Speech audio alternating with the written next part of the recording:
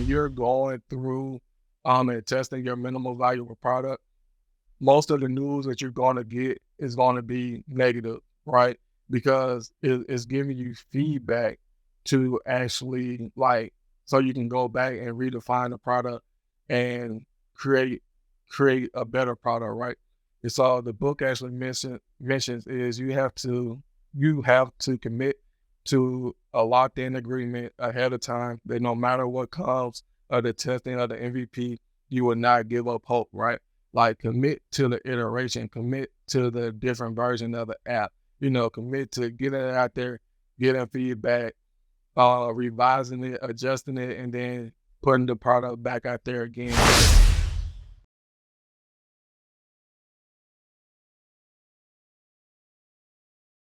What's up, fam? Before we get into today's episode, I want you to go check out our website at www.igotdreamspodcast.com and subscribe to our emailing list. We are creating the ultimate accountability group for entrepreneurs. So if you are an entrepreneur, if you are a business leader, if you are a dreamer, we want you to be a part of our group. All you got to do is go to www.igotdreamspodcast.com and subscribe to our emailing list, and we'll take it from there. This thing is going to be bigger than us, and we want you to be a part of it. Again, go to www.igotdreamspodcast.com and subscribe to our emailing list.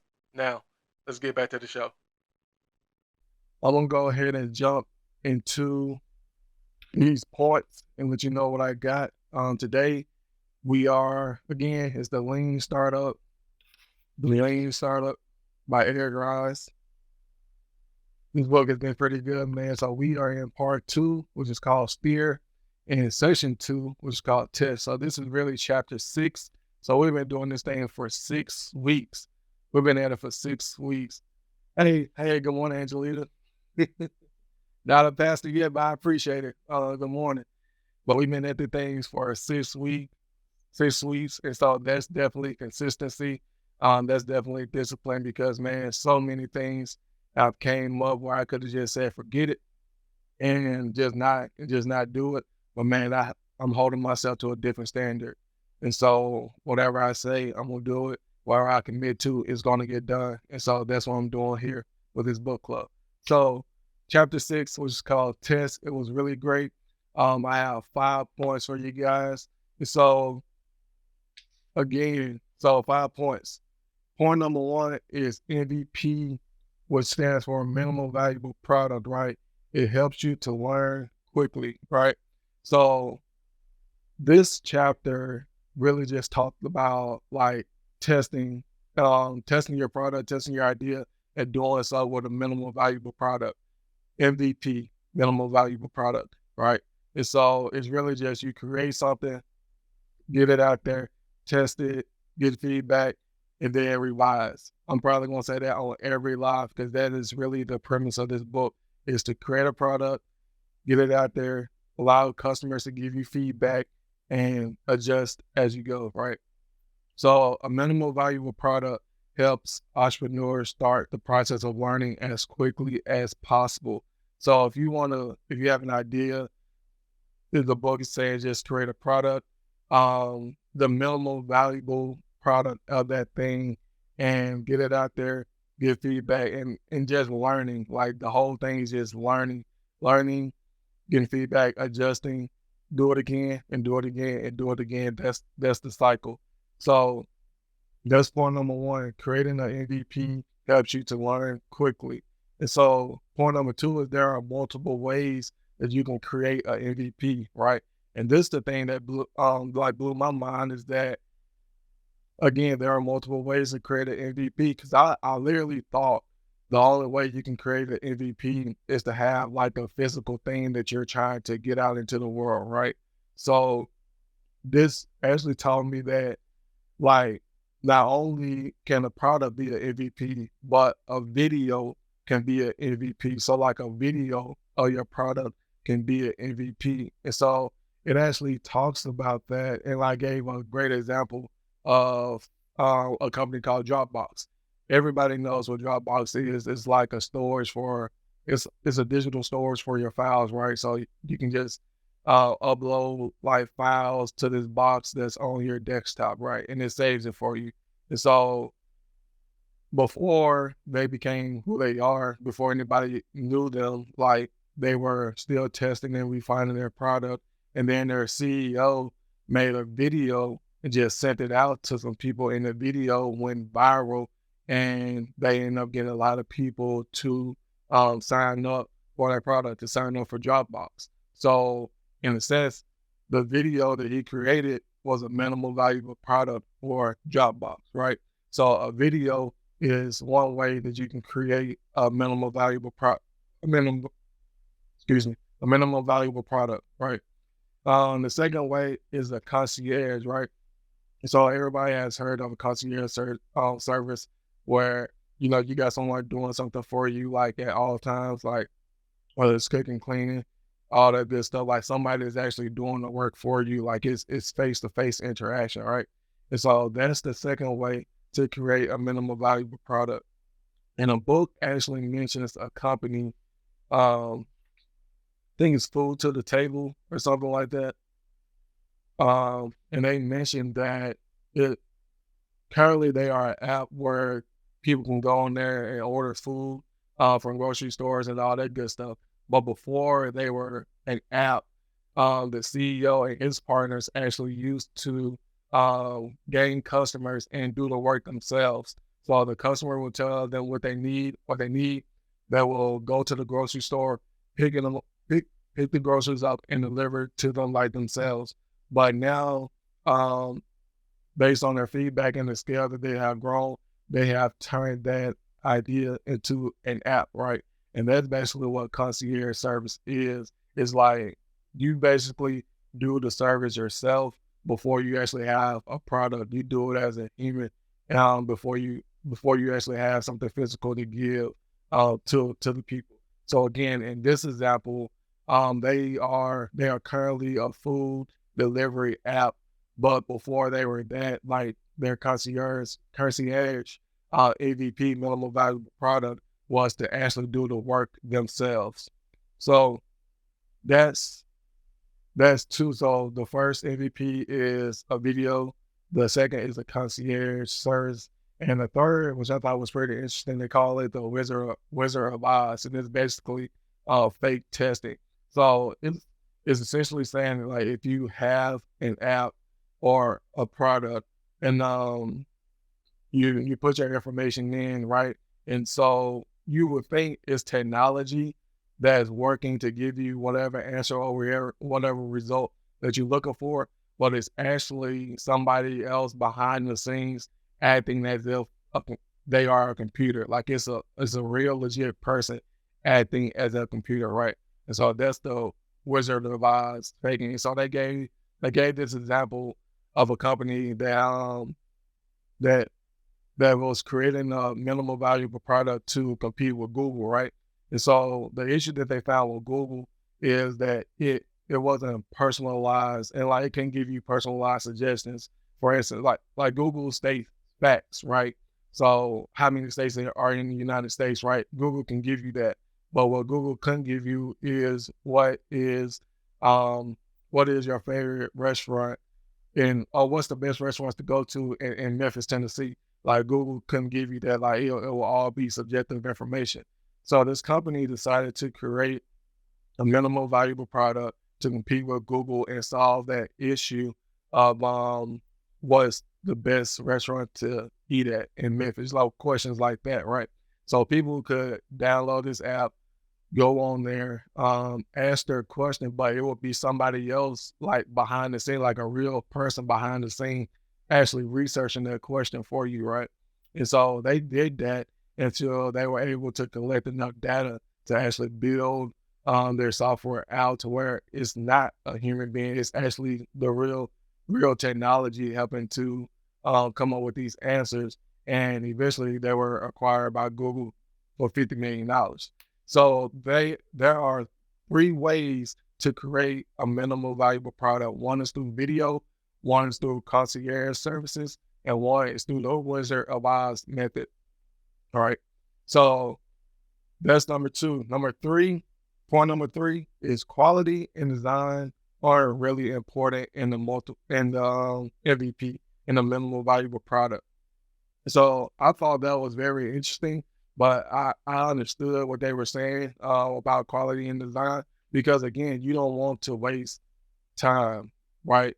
Like you're creating the minimal valuable product. It's literally the minimum thing that you have to offer, right? And so quality and design can be considered to be a waste, especially if you are spending. Okay, let me back up. So the book puts it like this: like any activities you do that goes beyond the minimal that you need to do is considered waste, right? And so their whole thing is to get rid of waste and create more time. Like get rid of waste and don't lose a lot of time, right? So they mentioned that quality and design are really important, again, because you're creating just the minimum valuable product. And so when people start giving you that feedback about the quality or about the design or whatever, that's when you start to like change what you're also in that moment, like proving that your product actually works. And so that's really the premise of it. So you're trying with your MVP, you're just trying to prove your concept. You're testing your assumptions that people actually want this product. People actually want this service, right? So point number 3 again is quality and design aren't important for minimal valuable products. Point number 4 is don't be afraid of someone stealing your idea, right? So the book mentioned that, I've known a lot of people, especially coaching entrepreneurs throughout the year, they are afraid to actually give like their idea or to express their idea to someone else because of fear of they're gonna steal their idea. Some people even have an NDA, to sign, and that's fine. If you're that afraid that someone is gonna steal your idea, get an NDA signed, right? And so I definitely encourage that. But from my experience, like people really don't be stealing people ideas like that because one, like you gotta like they don't know your plan, they don't know how you execute, they don't really know anything personally about you or like the intricate details of your business, right? And how you plan on running it. They just know that you had this idea, right?